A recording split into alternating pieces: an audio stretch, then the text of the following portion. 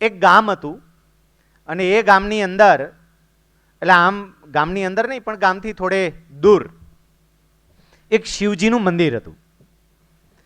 ગામની ઉપરવાસ બહુ મોટો ડેમ, અને એ ડેમની અંદર ખૂબ વરસાદ થવાને કારણે પાણી ભરાયું ને પછી પાણી છોડવાની શરૂઆત થઈ. એટલે એવી જાહેરાત કરવામાં આવી વહીવટી તંત્ર દ્વારા કે પાણી સતત છોડવાને કારણે ગામમાં પાણી આવશે, એટલે ગામ લોકો જગ્યા ખાલી કરી દે, છોડીને જતા રહે. જાહેરાત થઈ એટલે બધા લોકો ગામ ખાલી કરીને નીકળી ગયા. પેલા ગામની બહાર આવેલા શિવજીના મંદિરમાં એક પૂજારી શિવજીની પૂજા કરે. એ બિચારો મંદિરમાં, એને વહીવટી તંત્રએ આપેલા સમાચારની કંઈ ખબર નહીં. મંદિર સુધી પાણી પહોંચી ગયું, ગોઠણ ગોઠણ સુધી પાણી પણ આવી ગયું હતું. એ વખતે એક યુવાન ત્યાં મંદિરે આવ્યો અને પછી પેલા પૂજારીજીને એવું કહ્યું, પૂજારીજી, વહીવટી તંત્રએ જાહેરાત કરી છે, પાણી છોડવામાં આવ્યું છે ને હજુ પાણી છોડવામાં આવશે, એટલે સલામત સ્થળે જવાનું છે. ગામ લોકો બધા જતા રહ્યા છે, તમે એક બાકી છો, હું તમને લેવા આવ્યો છું, ચલો મારી સાથે. પૂજારીજીએ પેલાને કહ્યું, જો ભાઈ, વર્ષોથી આ મંદિરમાં હતો, શિવજીની પૂજા કરી છે અને મને ભગવાન ભોળાનાથ પર પૂરો વિશ્વાસ છે કે એ મને બચાવવા માટે આવશે. મારે કોઈની મદદની કાંઈ જરૂર જ નથી, તમ જતા રહો. પેલો યુવક જતો રહ્યો. થોડો સમય થયો, પાણી વધ્યું અને પાણી વધીને કેળ સમૂહ આવ્યું એટલે પૂજારીજી વંડી ઉપર ચડી ગયા. પછી થોડી વાર થઈને એટલે ત્યાંથી એક સૈનિક નીકળ્યો હોળી લઈને. સૈનિકે કહ્યું, પૂજારીજી, કોઈ બાકી નથી, એક તમે છો અને હું તમને તેડવા માટે આવ્યો છું, ચાલો હોળીમાં બેસી જાઓ, આપણે સલામત જગ્યાએ જતા રહીએ. પૂજારીએ એને એવો જ જવાબ આપ્યો, ભાઈ, મારે કોઈ સલામત જગ્યાએ આવવું નથી, મેં ભગવાનની પૂજા સેવા કરી છે અને મને મારા ભગવાન પર વિશ્વાસ છે, મને બચાવવા માટે આવશે. એ જતો રહ્યો. પાણી વધ્યું અને મંદિરની છત સુધી આવ્યું એટલે પૂજારીજી શિખર ઉપર ચડ્યા. ઉપરથી હેલિકોપ્ટર આવ્યું. હેલિકોપ્ટરમાંથી એક દોરડું નીચે ફેંકવામાં આવ્યું અને પછી પેલા પંખાનો અવાજ તો બહુ હોય તોય બરાડા પાડી પાડીને અંદર જે વ્યક્તિ હતી એમણે કહ્યું કે પૂજારીજી, છેલ્લી તક છે, આવી જાઓ, આ દોરડું પકડી લો, પાણી છત સુધી આવી ગયું, હજી પ્રવાહ વધતો જ જાય, ડૂબી જશો. પૂજારીજી એને કહ્યું, જો ભાઈ, મને ભગવાન ઉપર પૂર્ણ વિશ્વાસ છે, મેં શિવજીની પૂજા કરી છે, એ મને બચાવવા માટે આવશે, મારે કોઈની મદદની જરૂર નથી. હેલિકોપ્ટર વાળો જતો રહ્યો. પાણીનો પ્રવાહ વધ્યો, છેક મંદિરના શિખર સુધી પાણી પહોંચી ગયું. પૂજારીજી ડૂબી ગયા, એનું અવસાન થયું અને સ્વર્ગમાં ગયા. સ્વર્ગમાં ગયા, સીધા ત્યાં જઈને રાડારાડી ચાલુ કરી, ક્યાં છે શંકર ભગવાન, બોલાવો એમને. એટલે કોઈકે કહ્યું, ભાઈ, હજી આવ્યા છો, બેસો જ ખરા, પેલા ચા પાણી પીવો, ઠંડુ પીવો. એમને રાડારાડી કરી કે એમ નહીં, પેલા બોલાવો એમને, મારે કામ છે. હાલ ભાઈ, તમને એમની પાસે લઈ જઈએ. એમને લઈ ગયા. શંકર બાપા પાસે ભોળાનાથ બેઠા હતા. પેલા પૂજારીજીએ તરત કહ્યું કે તમને કંઈ શરમ જેવું છે કે નહીં? ભગવાન કે કેમ કેમ આટલો બધો ગુસ્સે છે? પેલો કે હું તમારો ભક્ત ખરો કે નહીં? શિવજી કે બિલકુલ. હું તમારી પૂજા કરતો કે નહીં? શિવજી કે બિલકુલ. તો તમારે મારું રક્ષણ કરવું જોઈએ કે ન કરવું જોઈએ? કે કરવું જ જોઈએ. કે મારી ફરિયાદ એ છે, રક્ષણ કરવા આવ્યા કેમ નહીં, કેમ મને બચાવવા ના આવ્યા? અને એ વખતે શિવજીએ કહ્યું કે ભલા માણસ, એક વખત નહીં, ત્રણ વખત તને બચાવવા માટે આવ્યો. પહેલી વખત યુવક બનીને આવ્યો, બીજી વખત હોડી લઈને સૈનિક બનીને આવ્યો, ત્રીજી વખત હેલિકોપ્ટર લઈને આવ્યો. તારે જ ના બચવું હોય તો હું કરું શું? મેં તો તને તક આપી, તારે બચવું જોઈએ ને. મારે તમને એ કહેવું છે કે ગુજરાત સરકારે સરકારમાં પ્રવેશ કરવા માટેની ઉત્તમ તક આપી છે, પછી ફરિયાદ નહીં કરતા કે અમને તો આવી કંઈ તક મળી જ નહોતી. શ્રેષ્ઠ તક છે અત્યારે. તમે બધા એટલા નસીબવાળા લોકો છો ને. 2 થી 3 બાબત નસીબની રીતે. નંબર 1, ઢગલાબંધ સરકારી ભરતીઓ. અમે જ્યારે ગ્રેજ્યુએટ થયા ત્યારે ભરતીઓ જ નહોતી. આ તેજસભાઈ બધા બેઠા, ભરતીઓ જ સરકાર ન કરે એટલી, અને કરે તો 5-5 વર્ષ પ્રક્રિયા ચાલે. જીપીએસસી નું નામ જ લોકોએ 5 વર્ષીય યોજના પાડ્યું હતું. 5 વર્ષે પરિણામ આવે તો ઓલો બુઢો થઈ ગયો હોય. નંબર 1, પુષ્કળ ભરતીઓ. નંબર 2, એકદમ ઝડપી પ્રક્રિયા. નંબર 3, અમારે તૈયારી કરવી હતી, માર્ગદર્શન આપનારા કોઈ હતા જ નહીં. હારું ક્યાં જવું, કોને પૂછવા જવું. અત્યારે તો એટલું માર્ગદર્શન તમને મળી રહે, સરસ મજાના પ્લેટફોર્મ મળી રહે. ઘેટિયા સાહેબે અહીંથી વાત કરી, કેટલી સરસ મજાની ઉત્તમ તકો છે અને આ તક ચૂકતા નહીં. હવે આ તકને ઝડપવી હોય, સ્પર્ધાત્મક પરીક્ષામાં પાસ થવું હોય, સરકારમાં આવવું હોય, તો એના માટે તમારે શું કરવું જોઈએ એની 2-3 બેઝિક વાતો મારે તમારી સમક્ષ મૂકવી છે. ખાસ તો આજે તમને જે માર્ગદર્શન માટેનો આ સેમિનાર આયોજિત કર્યો છે એમાં ફોકસ ડીવાયએસઓ, ડેપ્યુટી મામલતદાર, તલાટી અને ક્લર્ક, એટલે વર્ગ 3ની જે જગ્યાઓ છે એના ઉપરનું ફોકસ છે અને તમે બધા એના માટેની તૈયારી કરો છો. પેલું તો એ સમજો કે તમારામાંથી કેટલાય મિત્રો એવું માનતા હોય છે કે વર્ગ 3ની તૈયારી કરીએ છીએ, વર્ગ 3માં કદાચ સિલેક્ટ થઈએ તો એ શું કરવાનું. હવે આ લોકો બધા પોલીસ ઇન્સ્પેક્ટર બની ગયા સીધા ક્લાસ 2, કોઈ ક્લાસ 1, વર્ગ 3માં જઈને શું કરવાનું. મારે તમને એ કહેવું છે કે સરકારમાં કોઈ પદ ક્યારેય નાનું નથી હોતું. આ એક બાબત સમજજો, સરકારમાં ક્યારેય કોઈ પદ નાનું નથી હોતું. જેટલું પ્રધાનમંત્રીનું મહત્વ છે ને, હું તો એવું કહું કે સરકારી વહીવટી તંત્રમાં પટ્ટાવાળાનું પણ એક ચોક્કસ મહત્વ રહેલું છે. ખાલી પ્રધાનમંત્રીનું નહીં, પટ્ટાવાળાનું મહત્વ છે. એક પણ પદ નાનું નથી, આ સમજજો. ક્લર્ક તરીકે અમે શું ઘણું થાય, અને ઘણું ક્લર્ક કરે છે ને કલેક્ટર નથી કરી શકતા. બોલો, એવું ક્લર્ક કરે છે. ક્લર્કનું પદ સામાન્ય ન હોય.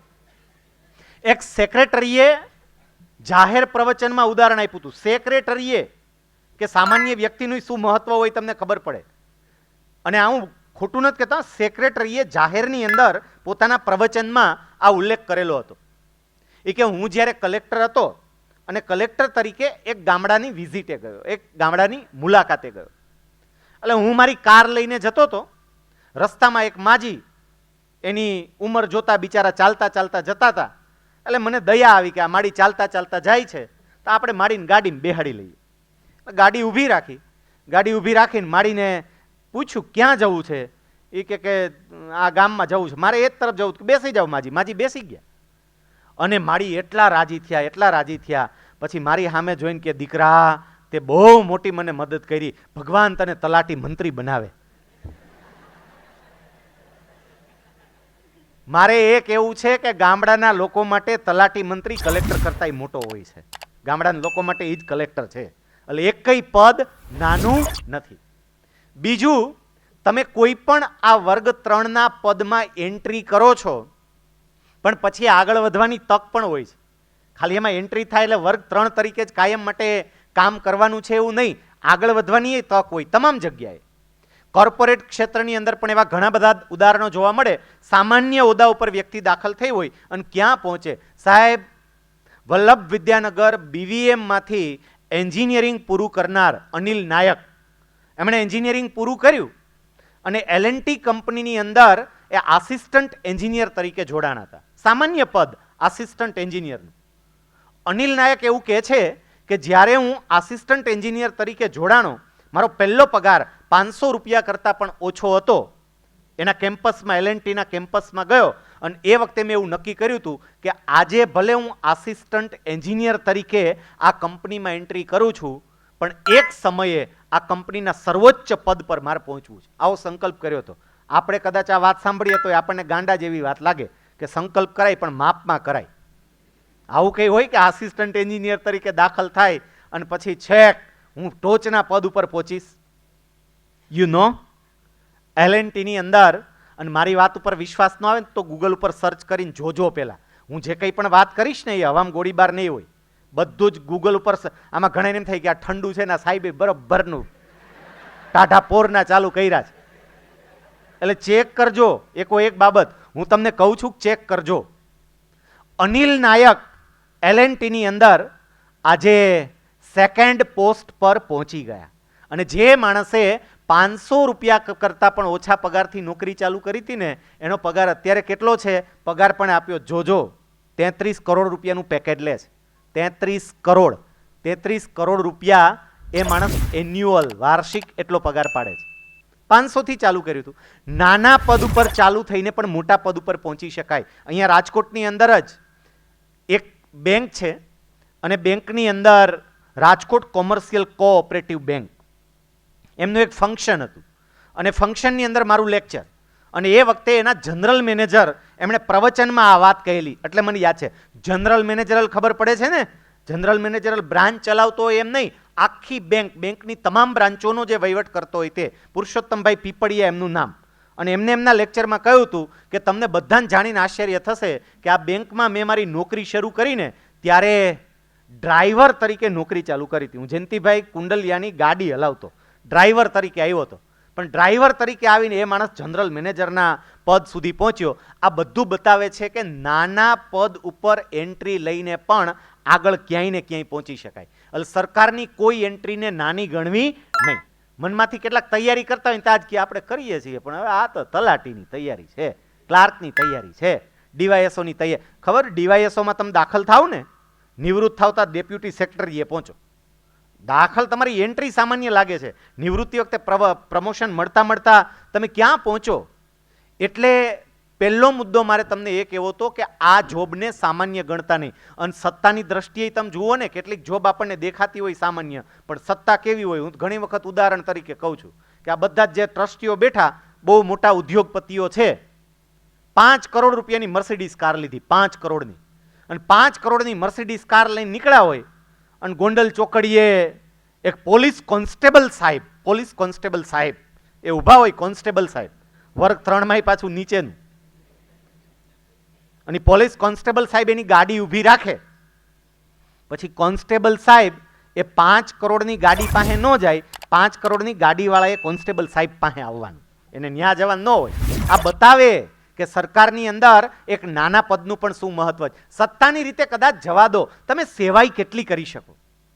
સાવ સામાન્ય હોદ્દા ઉપર તમે હોય તો પણ ભાવનગરની અંદર રેવન્યુ તલાટી તરીકે કામ કરતી એક છોકરી, મામલતદાર કચેરીની અંદર એને વિધવા સહાયનું ટેબલ સોંપવામાં આવ્યું. સાવ સામાન્ય જોબ છે, સામાન્ય હોદ્દો છે, પણ એ છોકરીએ એટલું સરસ રીતે કામ કર્યું અને જેટલી વિધવા બહેનો રજીસ્ટર્ડ થયેલી હતી એણે જોયું કે આપણા તાલુકાની અંદર આટલી બહેનો ના હોય.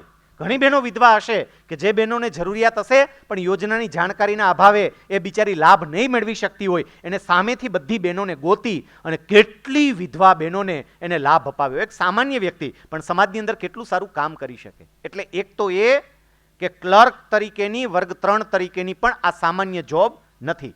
બીજી બાબત સાવ અહીંથી ક્લિયર રાખજો કે સરકારની અંદર પસંદગીની પ્રક્રિયા સંપૂર્ણપણે પારદર્શક થઈ ગઈ છે. આ પરીક્ષાની તૈયારી કરતી વખતે ક્લિયર રાખજો, સંપૂર્ણ પારદર્શકતા છે. જેટલી વ્યક્તિઓ સિલેક્ટ થાય છે એ પોતાની કેપેસિટીના આધારે સિલેક્ટ થાય છે, લાગવગના આધારે નહીં.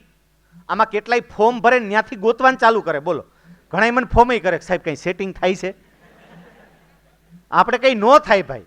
એ કે ના પણ સાહેબ સાંભળ્યું જ છે, હો સાહેબ ગોઠવાય જ છે, સાહેબ પાક્કું ગોઠવાય. આપણે તો ગોઠવાય ભાઈ, ગોઠવાતું હોય તો બીજું શું. ગયા વખતે પેલી પંચાયત મંત્રીની ભરતીમાં મારા એક બહુ અંગત નજીકના સસરા પક્ષે સંબંધી થાય, એટલે એમનો મને ફોન આવ્યો. મને કહે સાહેબ આવું આપણે રાજકોટ જિલ્લા પંચાયતમાં ગોઠવવાનું છે. મેં કીધું ભાઈ નથી ગોઠવાતું, તમે મહેનત કરો, તૈયારી કરો, શું વાંચવું એ બધું હું તમને કહું, એવી રીતે જુઓ ને. એ કે ના પણ સાહેબ ગોઠવાય જ છે, પાક્કું જ છે, હો કંઈ નથી થતું. એ મને રૂબરૂ મળવા માટે આવી ગયા. પછી સસરા પક્ષેથી ભલામણ હોય એટલે મળ્યા, વાતો કરી, ખૂબ સમજાવવાનો પ્રયત્ન કર્યો, એને ભેજામાં ઉતરે જ નહીં. પછી એમણે કોઈ અલગ વ્યક્તિને ગોતી કાઢી. એ વ્યક્તિ એવું કહ્યું કે એ હે ને એ સકફરિયાદ નકામા છે, કે એ કંઈ તમને કંઈ મદદ નહીં કરે, બાકી ગોઠવાય જ છે, આપણે તૈયાર છીએ. અને આ નક્કી કરવાવાળી વ્યક્તિ ગોંડલની. એમણે એવું કહ્યું કે બધુંય ગોઠવાઈ જશે, 5 પેટી થાય. 5 પેટીમાં આને નક્કી કરી દીધું, ગોઠવાઈ ગયું. 5 પેટી એડવાન્સમાં આપી દેવાની, અપાઈ ગઈ, પરીક્ષા લેવાઈ ગઈ, પરિણામ ડિક્લેર થયું. ભાઈ નામ જ ન આવ્યું, અને આમાં આવે એમ હતું જ નહીં. તો એની યારે વાત કરતા મને ખબર પડતી હતી. પછી મન કે આમાં નામ તો નહોતું, ન આવ્યું. મેં કીધું હું તમને પહેલે જ કહેતો હતો, ન આવે. મન કે હવે શું કરવાનું? મેં ઓલા 5 કેમ કઢાવા એ વિચારો. તો હજી સમાચાર છે કે અત્યાર સુધી કંઈ નીકળ્યા નથી. એટલે મારે આ બધી બહુ સામાન્ય બાબતો લાગે છે, પણ પરીક્ષા માટે એટલું યાદ રાખજો, આવી કોઈ પ્રકારની બાબતોમાં પડતાય નહીં, આવી વાતો સાંભળતાય નહીં અને કાનમાં નાખતાય નહીં. આમાં કારણ કે કેટલાય લોકો આવી વાતો કરનારા હશે. કદાચ આપણે એવું માનીએ કે ક્યાંક નાની એવી ક્ષતિ રહી જવાને કારણે 2-5% થતું હોય તો 5% શું કામે પડવું, 95% આપણી કેપેસિટીના આધારે ના જઈએ. એટલે એ બાબત ખાસ ધ્યાનમાં રાખજો કે પારદર્શક પ્રક્રિયા છે અને હોશિયાર વિદ્યાર્થીઓ માટે તો સિલેક્ટ થવાની કે પસંદ થવાની અનુપમ તક અત્યારે ઊભી થઈ છે. ત્રીજી બાબત, આ પ્રકારની પરીક્ષામાં પાસ થવું હોય તો કરવું શું, કેવી રીતે પાસ થઈ શકીએ, આપણી તૈયારી કેવી હોય. અગાઉના વક્તાઓએ પણ કહ્યું છે, એને આધારે થોડી ડિટેલમાં હું વાત કરું. હું 4 મુદ્દા તમારી પાસે મૂકીશ કે જેમને આ પ્રકારની પરીક્ષા પાસ કરવી હોય એમણે 4 બાબતોનું ધ્યાન રાખવું જોઈએ. પહેલી બાબત જે છે તે તમારી પોતાની જાતનો અભ્યાસ, તમારી પોતાની જાતની ઓળખ. તમારી પોતાની જાતને ઓળખજો, તમારી શક્તિઓને ઓળખજો. અદ્ભુત કામ કરી શકો એમ છો, પણ આપણી એક ક્ષમતાઓ પૂર્ણપણે ખીલી નથી શકતી. એની પાછળનું કારણ કયું? તો કે આપણે સતત બીજા જોડે સરખામણીઓ કર્યા કરીએ છીએ અને એના કરતાં હું નબળો છું કે આ કે તે કે એવો વિચાર કરીએ છીએ. દરેકમાં અદ્ભુત ક્ષમતા છે, આપણે આપણી ક્ષમતાઓને ઓળખવાનો પ્રયત્ન નથી કર્યો. શ્રીમદ ભગવદ્ ગીતામાં ભગવાન કૃષ્ણ એવું કહે છે કે પ્રત્યેક જીવ મારો અંશ છે. અને જો ભગવાનની આ વાત મનાતી હોય ને તો તમે અને હું આપણે બધા ભગવાનનો અંશ છીએ. એનો સ્પષ્ટ મતલબ એ થયો કે ભગવાન જે કરી શકે ને એ બધું તમે ને હું કરી શકીએ, જો આપણી જાત ઉપર વિશ્વાસ હોય તો. આત્મવિશ્વાસ, પોતાની જાત પરનો વિશ્વાસ, પોતાની જાતનો પરિચય એ આ પરીક્ષા પાસ કરવા માટેની પ્રાથમિક શરત છે. કેટલાકને પોતાની જાત ઉપર જ વિશ્વાસ નથી, હજી તો આમ તપાસે કે હે આમ તો જોયું આમાં કેટલાક ફોર્મ ભરાણા, કોકે લગભગ 5 લાખ. ઓ 5 લાખ તો આપણો વારો ન આવે, નહીં જ આવે ભાઈ, જા સુઈ જા ઘરે જઈને ગોદડું ઓઢીને. ડેપ્યુટી મામલતદાર અને ડેપ્યુટી સેક્શન ઓફિસરની 412 જગ્યા હોય ને તો આત્મવિશ્વાસ તો એવો હોવો જોઈએ કે 411 બાકીના જેને લડવું હોય એ લડો, એક જગ્યા આપણી તો ફિક્સ જ છે. બાકીના 411 જેને લડવું હોય લડાઈ કરો, તમે જેટલા હોય એટલા, 5 લાખ હોય 50 લાખ હોય, મને શું ફેર પડે છે, એક જગ્યા મારી છે. આ પ્રકારનો આત્મવિશ્વાસ જોઈએ. લોકો ઢીલા જ પડી જાય છે. ભાવનગરની અંદર હું ઓડિટ સુપરવિઝન માટે ગયો હતો અને ત્યાં જિલ્લા પંચાયતની અંદર મારે ઓડિટ ચર્ચા હતી. પછી અમે બેઠા હતા બધા અધિકારીઓ. એટલે એ વખતે ત્યાં જિલ્લા પંચાયતના એક અધિકારીએ કહ્યું કે આ તલાટી અને ક્લર્ક એના ફોર્મ ભરાવાના શરૂ થયા. તે ભાવનગર જિલ્લાની અંદર હજી ફોર્મ ભરાવાના શરૂ થયા અને 1 અઠવાડિયા જેવો પણ સમય નથી થયો, 50,000 અરજી ખાલી એક જિલ્લામાં આવી. 50,000 અરજી, અને હજી તો સમય બાકી હતો, હજી તો અઠવાડિયું નહોતું. એટલે કેટલાય લોકો વિચારવા માંડે, ઓહો 50,000 અરજી આવી ગઈ તો અરજી કરાય નહીં, કે નકામું. આત્મવિશ્વાસ બહુ અગત્યનો છે, બહુ જ મહત્વનો છે. તમે મહેનત કરશો તો તમને પરિણામ ચોક્કસપણે મળશે અને હકારાત્મક પરિણામ જ મળશે. એટલે તમારી જાત ઉપર વિશ્વાસ રાખજો, તમે કરી શકશો. થશે નહીં થશે એવું નહીં. આપણે મૂંઝાઈએ છીએ શેમાં ખબર છે? એ હું તમને કહું. કાઠિયાવાડીઓને શેમાં તકલીફ પડે ને, કાઠિયાવાડી તરીકે રગ જાણું છું, મોટા ભાગના તકલીફ પડે ઇંગ્લિશમાં. એ કે ઇંગ્લિશમાં સાહેબ, કારણ કે આપણું તો ઇંગ્લિશ છે એવું પાક્કું ને. મને તો એવા મિત્રોય મળ્યા છે કે યુપીએસસીની તૈયારી કરતો હોય અને આપણને કહે કે સર મને ગાઈડન્સ આપશો. એમાં સરનો સ્પેલિંગ કઈ ખોટો હોય ને ગાઈડન્સનો ખોટો હોય, બે હોય, અને તૈયારી યુપીએસસીની ચાલતી હોય. એટલે આપણું ઇંગ્લિશ કેવું છે આપણને ખબર છે. આ પ્રકારની પરીક્ષા જેની આજે આપણે ચર્ચા કરવા માટે ભેગા થયા છીએ, આ પ્રકારની પરીક્ષામાં બીજી કોઈ ચિંતા કરવાની જરૂર જ નથી. એટલા માટે કારણ કે પ્રિલિમ્સની અંદર તો ઇંગ્લિશ કશું છે જ નહીં અને મેન્સ પરીક્ષાની અંદર 4 પેપરો પૈકી એક ઇંગ્લિશનું પેપર છે એ 10મા અને 12મા ધોરણના લેવલનું છે. અને એમાં જો થોડીક મહેનત અંગ્રેજીના કોઈ શિક્ષકને સાથે રાખીને કે એના પર્સનલ માર્ગદર્શન નીચે કરો તો અઘરું નથી. મનથી અઘરું માની લીધું છે ને એટલે આપણને અઘરું પડે છે. આપણે મનથી એટલા બધા નબળા થઈ ગયા છીએ. અહીંથી જેવું માનો ને, આ મારી કેટલીક વાત કદાચ તમારા ભેજામાં નહીં ઉતરે, પણ સમજી રાખજો, અહીંથી જેવા વિચારો આપો ને શરીરની અંદર એ પ્રમાણે બધું જ કામ થતું હોય છે. શરીર આખું તમે જેવો કમાન્ડ આપો, જેવો આદેશ આપો, જેવા વિચાર કરો એ પ્રમાણે તમારું શરીર, તમારું બુદ્ધિ બધું કામ કરવા માંડે છે. અને એટલે હકારાત્મક રહેવાનું હું કહું છું, તમારી જાતને ઓળખવાનું કહું છું. પછી બીજી વાત ઉપર આપણે જઈએ. એક તમારી જાતને ઓળખજો, એ વાત મેં કરી. બીજી વાત મારે જે કરવી છે આ પરીક્ષા માટે, તમે શું કરો તો કે તમારો ગોલ નક્કી કરજો, ધ્યેય ગોલ નક્કી કરો. તમે જે કંઈ પણ આ પરીક્ષા આપવાના છો ને, તમારી નજર સામે લખાયેલું હોવું જોઈએ. જે તમે બનવા માંગો છો તે. અત્યારે માની લો કે મેં ડીવાયએસઓની પરીક્ષા માટે નક્કી કર્યું છે કે મારે આ પોસ્ટ ઉપર જવું છે, આ પોસ્ટ ઉપર જવું છે. સતત નજર સમક્ષ રાખો અને ગોલ તમારી નજર સમક્ષ હશે તો તમે ચૂકી નહીં જાઓ, નહીંતર વ્યક્તિ ચૂકી જાય છે.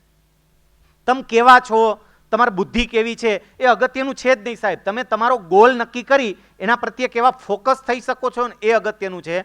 આ ફિલ્ડમાં રહ્યા મેં અનુભવ કર્યો છે કે અત્યંત ટેલેન્ટેડ અને હોશિયાર વિદ્યાર્થીઓ પણ ફેંકાઈ જાય છે અને સામાન્યમાં સામાન્ય વિદ્યાર્થીઓ પાસ થઈ જાય છે. ફેકલ્ટીઓ ફેંકાઈ જાય એવા દાખલા બને છે અને સ્ટુડન્ટ પાસ થઈ જાય છે. ફેકલ્ટીઓ તો હોશિયાર હોય, ભણાવતા હોય તો એ રહી જાય છે અને વિદ્યાર્થીઓ પાસ થઈ જાય છે. કેમ? કારણ કે ઘણી વખત ફેકલ્ટીઓ ડીફોકસ થઈ જાય છે અને પહેલા સ્ટુડન્ટ ફોકસ થઈ જાય છે. હું એક ઉદાહરણ સાથે આ બાબત સમજાવતો હોઉં છું કે તમારા ગોલ પ્રત્યે તમે કેવી રીતે ફોકસ થઈ શકો. આપણા મકાનની છત ઉપર એક મુઠ્ઠી જેટલી મગફળીના દાણા એ લઈ અને છત ઉપર એમને મૂકી દેવાના. 45 ડિગ્રી ટેમ્પરેચર હોય, સવારે 10 વાગે મૂકી આવવાના અને સાંજે 5 વાગે લેવા માટે જવાના. 45 ડિગ્રી ટેમ્પરેચર, ખુલ્લા આકાશની નીચે મુઠ્ઠી મગફળીના દાણા 8 કલાક રહેવા દીધા, પાછા લઈ લીધા અને પછી જોજો શેકાઈ જાય તો કે ના, કાંઈ ના થાય, ગરમ થયા હોય પાછા ઠંડા થઈ જાય. એ જ મુઠ્ઠી મગફળીના દાણા ટેમ્પરેચર છે એ ઘટાડીને 22 ડિગ્રી કરી નાખો અને 22 ડિગ્રી ટેમ્પરેચરની અંદર સોલાર કુકરમાં એ મુઠ્ઠી એક દાણા નાખવાના. સાંજ સુધી રાખવાની જરૂર ના પડે, અડધી કલાકમાં એ શેકાઈ જાય. 44 ડિગ્રી 45 ડિગ્રી ટેમ્પરેચર, 8 કલાક દાણા ના શેકાણા અને માત્ર 22 ડિગ્રી ટેમ્પરેચર, અડધી કલાકમાં દાણા શેકાઈ ગયા. કેમ? તો કે 44 ડિગ્રી ટેમ્પરેચર વખતે સોલાર એનર્જી કે સૂર્યની શક્તિ એ બમણી હતી પણ વેર વિખેર હતી ને એટલે એની અસર ના બતાવી અને 22 ડિગ્રી ટેમ્પરેચર વખતે સોલાર એનર્જી અડધી હતી, સૂર્યની શક્તિ અડધી હતી પણ એક જગ્યાએ ફોકસ થઈને એટલે એનું પરિણામ બતાવ્યું. તમે કેટલા બુદ્ધિશાળી છો એ અગત્યનું નથી, તમે કેટલા ફોકસ થઈ શકો છો એ અગત્યનું છે. એટલે ગોલ પ્રત્યે ફોકસ થજો, સતત ગોલ દેખાવો જોઈએ. અને તમારા ગોલથી દૂર કોણ લઈ જાય છે એ તમને કહી દઉં. વોટ્સએપ, ફેસબુક, આ સોશિયલ મીડિયાની જેટલી બાબતો છે ને તમારા ગોલથી દૂર લઈ જાય. જે લોકોએ આ પ્રકારની પરીક્ષાની તૈયારીઓ કરવી હોય એને મહેરબાની કરીને સોશિયલ મીડિયા ઉપર કાતર મૂકવી. ઘણા કે પણ સાહેબ તો મટીરિયલ મળતું બંધ થઈ જાય. મટીરિયલ જ એમાં આવે, એ કેવું મટીરિયલ આવે એ તમને ખબર છે. એના કરતાં બીજું અનેક ગણું સારું મટીરિયલ ડાયરેક્ટ સાઇટ, બીજી સાઇટ ઉપર જઈને જુઓ કદાચ જરૂર પડે તો. પણ આ સોશિયલ મીડિયાને સંપૂર્ણપણે બંધ જ કરો. વ્યક્તિઓને ડીફોકસ કરવાનું મોટામાં મોટું કામ આ સોશિયલ મીડિયા કરે છે. ડીફોકસ જ થઈ જાય, સાવ ફોકસ રહે જ નહીં. વારે વારે વોટ્સઅપની અંદર તમે ચેટિંગ કરતા હોય કોઈ જોડે અને પછી તમે વાંચવામાં ફોકસ થઈ શકશો. ઘણા અહીંયા અત્યારે સ્પર્ધાત્મક પરીક્ષાની તૈયારીનું માર્ગદર્શન મેળવવા આવ્યા છે અને મોબાઈલ ખોલીને બેઠા છે. બકા એક લાગી ગયો છે, બરોબર નો કે સલાહો આપે છે બકા.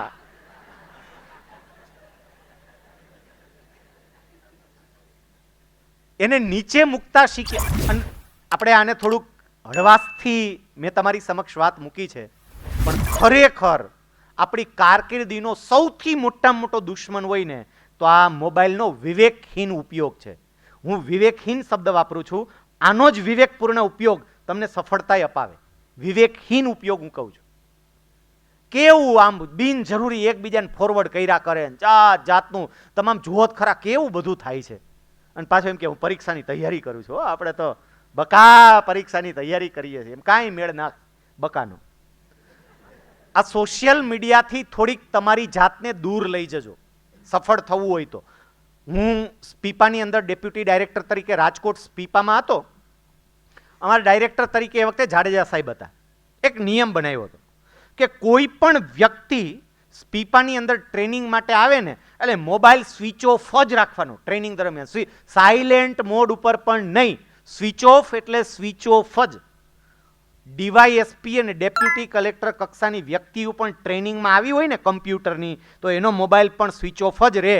અને સાહેબ એનું પરિણામ એ આવતું કે ગુજરાત રાજ્યની અંદર સ્પીપાના 6 સેન્ટર છે, પણ 6 સેન્ટરમાં સારું પરિણામ રાજકોટ સેન્ટરનું આવતું. એનું એક કારણ આ પણ હતું કે મોબાઈલ બંધ રહેતો. મોબાઈલ બંધ રહે ને એટલે ફૂલ્લી ફોકસ ઓના તરફ જ હોય. આ મોબાઈલ ચાલુ રાખે પછી ફોકસ ક્યાંથી કરી શકે?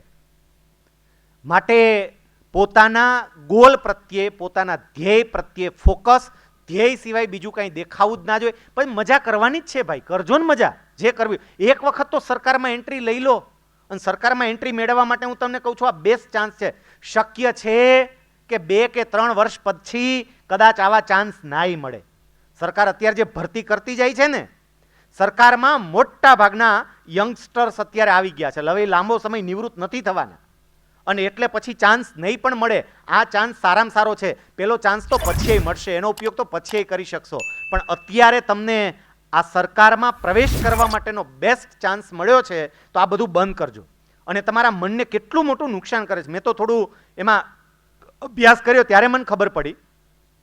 ફેસબુક ઉપર, વોટ્સએપ પર તમે કોઈ પણ મેસેજ મૂકો છો, દાખલા કે માની લ્યો કે મેં ફેસબુક ઉપર એક પોસ્ટ મૂકી, તો હું ફેસબુક ઉપર પોસ્ટ મૂકું છું ને, પછી તરત જ કઈ પ્રક્રિયા ચાલુ થાય છે ખબર છે?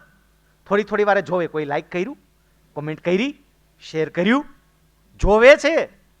અને એમાં જ્યારે લાઈક વધતી જાય એ સાથે આપણા બ્રેઇનમાંથી 2 પ્રકારના કેમિકલ ઝરવાના શરૂ થાય. જે લોકો સાયન્સ ફિલ્ડના હશે એને ખબર હશે. લાઈક વધે, શેર વધે, એટલે અહીંથી કેમિકલ ઝરવાના શરૂ થાય. કયા? એક ડોપામાઇન અને બીજું સેરોટોનિન. સેરોટોનિન અને ડોપામિન આ 2 કેમિકલ ઝરે અને એ માણસને આનંદ આપે, મજા આવે, મજા આવે, મજા આવે. આ બહુ સામાન્ય બાબત છે, પણ તકલીફ તમને ક્યાં પડે છે હું કહું. એ 2 કેમિકલ માણસને આનંદ આપે, પછી શું થાય? અપેક્ષા વધતી જાય, અપેક્ષા વધતી જાય. પછી કઈ દર વખતે કઈ બધા લાઈક ને શેર ને ન કરે, પછી અમુક વખતે કોઈ લાઈક ન કરે, એટલે પેલા જે બંને ડોપામિન અને સેરોટોનિન એ પોતે ઉત્પન્ન થવાના અથવા જે માત્રામાં ઝરવા જોઈએ ઝરવાના બંધ થઈ જાય, અને બંને કેમિકલોની ઉણપને કારણે વ્યક્તિને ડિપ્રેશનનો રોગ આવે. અત્યારે કેટલા તમારી ઉંમરના ડિપ્રેશનમાં હોય છે, મને ફોન કરતા જ હોય છે, સાહેબ ડિપ્રેશનમાં આવી ગયો છું. અને ડિપ્રેશનમાં આવે એની પાછળના આવા કેટલાય કારણો હોય છે. એક પૈકીનું એક કારણ આ છે. ખાલી એ જ નથી હોતું, સોશિયલ મીડિયાના ઉપયોગ કરતા કરતા કેટલાક સંબંધો બંધાઈ ગયા હોય, અને એ સંબંધો જેની યારે બંધાણા હોય એના મેસેજ બંધ થઈ જાય તોય આ ભાઈ ડિપ્રેશનમાં આવી જાય, કે એ બેન ડિપ્રેશનમાં આવી જાય. આ બધી બાબતોથી પર રહેવું. જો તમારે આ પ્રકારની પરીક્ષા પાસ કરવી હોય તો થોડોક સમય માટે આ બધી બાબતોને સાઈડમાં મૂકી દેવી. ત્રીજી બાબત, તમારી જાતને સમર્પિત કરવી તમારા ધ્યેય પ્રત્યે. એ આપણે વાત કરી, પણ હવે સમર્પિત કરવી એટલે હું પ્રચંડ પુરુષાર્થના સંદર્ભમાં કહું છું. અહીંથી વાત કરતી વખતે મારા પૂર્વ વક્તાઓએ કહ્યું કે સ્માર્ટ વર્ક કરવું જોઈએ, ખાલી હાર્ડ વર્ક નહીં, ગધેડા જેવી મજૂરી નહીં, સ્માર્ટ વર્ક કરવું જોઈએ. એ સ્માર્ટ વર્ક કેવી રીતે કરી શકાય અગાઉના લેક્ચરમાં પણ મેં આ વાત કરી છે, અને અત્યારે તમને એ સંદર્ભમાં કેટલીક ટિપ્સ આપું કે તમારે આ પ્રકારની વર્ગ 3